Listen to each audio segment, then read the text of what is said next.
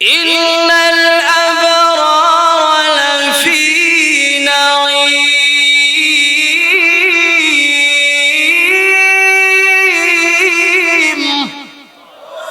وإن الفجار لفي جحيم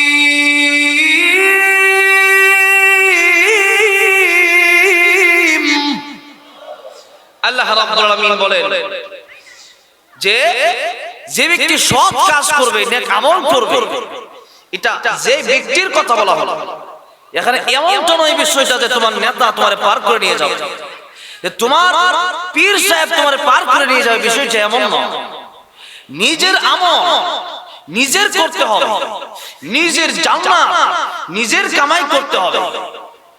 ফারিকুন feel জান্নাতি ওয়া ফারিকুন ফিস সাঈর।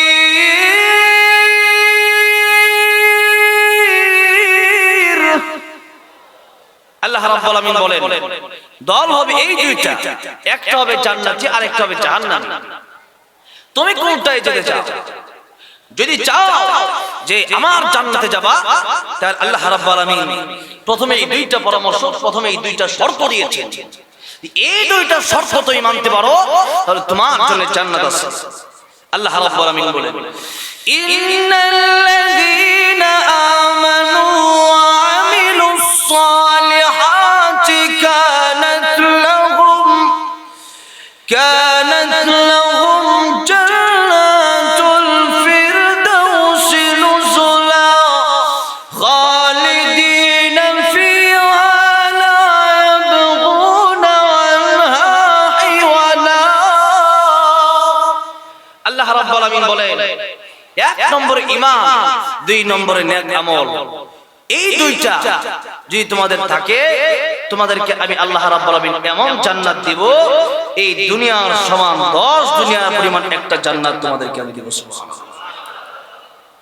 এই দুনিয়ার চেয়ে আর 10 গুণ বড় হবে সেই জান্নাত। এই জান্নাতে তোমাদেরকে আমি প্রবেশ করাবো এবং সেই জিন্দেগি হবে অনন্তকালের জিন্দেগি। ওই জীবনে কোনোদিন হায়াত ফুরাবে না। আমাদের জীবনে মনে করেন আমরা বলি তোমার বয়স কত হয়েছে, তখন বলি যে বয়স 30। ও 5 বছর বড় হয়ে গেছে, মানে আমরা মনে করি হায়াত বাড়ে, অনেকেই বলি, কিন্তু মূলত আমাদের হায়াত বাড়ে না, হায়াত কমতেছে। হায়াত কি করতেছে? হায়াত কমতেছে। বরফের পানি যেমন গলে যায়, মানুষের হায়াত এমনি ভাবে কমতেছে, মানুষ বুঝতেছে না।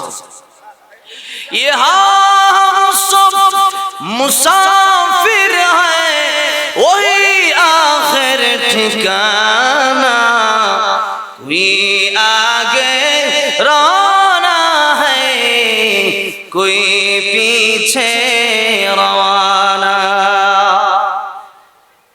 আমাদের জীবন কে কোন সময় চলে যাবে, কার কখন কার সামনে মালাকুল মাউত হাজির হবে, এটা আমরা জানি না। এমন মুসাফির এখান থেকে চট্টগ্রাম অথবা সিলেট গেলে আমরা চিন্তা করব যে আজকে হয়তো যাব, 2 দিনের মুসাফির হব, আবার নারায়ণগঞ্জ গাউসিয়া চলে আসবো। কিন্তু আল্লাহ রাব্বুল আলামিন আমাদেরকে এমন মুসাফির বানায় পাঠাইলেন যে মুসাফির আমরা কতদিনের আসছি এটা কেউ বলতে পারবো না। কে কতদিনের জন্য আসছি, কে কতদিন বাঁচবো এটা কেউ বলতে পারবো না। আজকে রাতেই আমার মৃত্যু হতে পারে, আমার আজকের জীবনের এই বয়ান আমার জীবনের শেষ বয়ান হতে পারে। আজকের এই জীবনের আপনি যে বয়ান শুনতে আসলেন, আপনার শোনা আজকের জীবনের শেষ শোনা হতে পারে। এই জন্য আল্লাহ রাব্বুল আলামিন বললেন তোমাদেরকে আমি জানাইলাম না। আল্লাহ পাক কেন জানাইলেন না? এজন্য জানাইলেন না যে ও পৃথিবীর মানুষ 24টা ঘন্টা তুমি আমি আল্লাহর ইবাদত করো। 24টা ঘন্টা যদি আমি আল্লাহর ইবাদত করো, তাহলে কিয়ামতের ময়দানে মিজানের পাল্লা দিয়ে মাপা হবে নেক আমল আর বদ আমল, এগুলো মাপা হবে। তুমি যদি ইবাদত বেশি করো, তোমার এই ইবাদতের পাল্লা যদি নেকের বাড়ি হয়, তোমাকে আমি আল্লাহ রাব্বুল আলামিন ডান হাতে আমলনামা দিব। সুবহানাল্লাহ। তো সেদিন যদি ডান হাতে আমলনামা পেতে হয়, জান্নাতে যেতে হয়, আল্লাহ রাব্বুল আলামিন বললেন তাহলে তোমরা নেক আমল করো, তোমরা আমি আল্লাহর ইবাদত করো। আল্লাহ রাব্বুল আলামিন বলেন, ওয়া আবুদুল্লাহ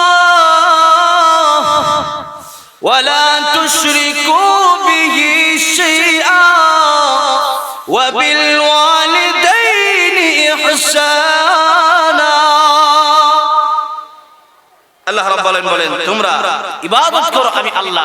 আল্লাহর ইবাদতের সাথে কাউকে শরীক করা যাবে, কারো পায়ে গিয়ে সিজদা দেওয়া যাবে না, কোনো মাজারে গিয়ে সিজদা দেওয়া যাবে না, কবরের কাছে চাওয়া যাবে না, কোনো পীরের কাছে চাওয়া যাবে না। চাইতে হলে একজনের কাছে চাইতে হবে, তিনি কে?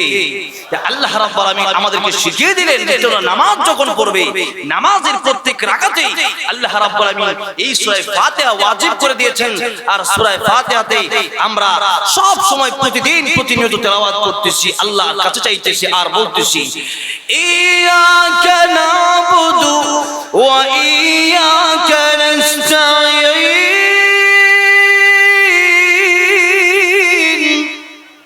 আল্লাহ রাব্বুল আলামিনের কাছে বলতেছি আল্লাহ আমরা কেবলমাত্র তোমার ইবাদত করি আর তোমারই কাছে আমরা সাহায্য চাই। তাহলে সাহায্য চাইতে হবে একজনের কাছে, তিনি কে? আল্লাহর কাছে আমাদের সাহায্য চাইতে হবে। আমি অনেকবার স্টেজে এই কথা বলেছি। গতকালকে আমি কুমিল্লা গিয়েছিলাম, নোয়াখালী, চাঁদপুর গিয়েছিলাম, লক্ষ্মীপুর। তো সেখান থেকে যাওয়ার সময় দেখলাম এত মাজার, আর মাজারগুলোকে টাইলস করে এরপরে মোমবাতি দিয়া ওখানে গিয়া মানুষ ওখানে পীরের কাছে চাইতেছে, কবরে গিয়া চাইতেছে, কবরে গিয়া মানত করতেছে। নাউজুবিল্লাহ। আমি তো এক মাস হলো মাত্র আমি প্যারা নবী কলিজার টুকরা বিশ্ব নবী রওজা আতহারে সালাম দিয়ে এসেছি। এই তো এক মাস হলো। কই 10,000 সাহাবায়ে কেরামের কবর আমি জিয়ারত করে এসেছি, ওখানে তো কোনো চিহ্ন মাত্র নাই। আমি জিজ্ঞাসা করলাম যে কোনটা হযরত আলী রাদিয়াল্লাহু আনহুর কবর, কোনটা হযরত উসমান রাদিয়াল্লাহু আনহুর কবর। বলল যে হুজুর এগুলো জিজ্ঞাসা করার দরকার নেই, চলে যান, যার কবরই হোক আপনি জিয়ারত করে চলে যান। রাসূলুল্লাহ সাল্লাল্লাহু আলাইহি ওয়াসাল্লামের রওজা আতহার যারা হাজী সাহেব গিয়েছেন, একদিকে প্রবেশ করতে হয়, আরেক দিক দিয়ে বের হতে হয়। তো আমরা প্রবেশ করলাম, তাহাজ্জুদ নামাজের সময় ঢুকলাম, তখন একটু মানুষের ভিড় কম থাকে, তো তখন আমরা ঢুকলাম। তো রাসূলুল্লাহ সাল্লাল্লাহু আলাইহি ওয়াসাল্লামের রওজা আতহার আসসালাতু ওয়াসসালামু আলাইকা ইয়া রাসূলুল্লাহ, আসসালাতু ওয়াসসালামু আলাইকা ইয়া হাবিবাল্লাহ বলতেছি, আসতেছি। তো প্রতিমধ্যে দেখলাম কিছু মানুষ ওখানে দাঁড়ায় মানে দোয়া করতে চাচ্ছে, অথবা সেখানে আল্লাহ রাসূল সাল্লাল্লাহু আলাইহি ওয়াসাল্লামের কাছে কিছু চাওয়ার জন্য চেষ্টা করতেছে। এমনি পুলিশ ওখানে দাঁড়ায় আছে, নিষেধ করতেছে এখানে দাঁড়ানো যাবে না, নবীর কাছে চাওয়ার কোনো সিস্টেম নাই, চাইতে হলে আল্লাহর কাছে চাও। আলহামদুলিল্লাহ। তো এই জন্য আমি বলতে চাই পৃথিবীতে যত পীর আছে সবার বড় পীর আমার নবী। কথা ঠিক না বেঠিক? আমার নবীর চেয়ে বড় পীর কেউ আছে? সাহাবায়ে কেরাম হলো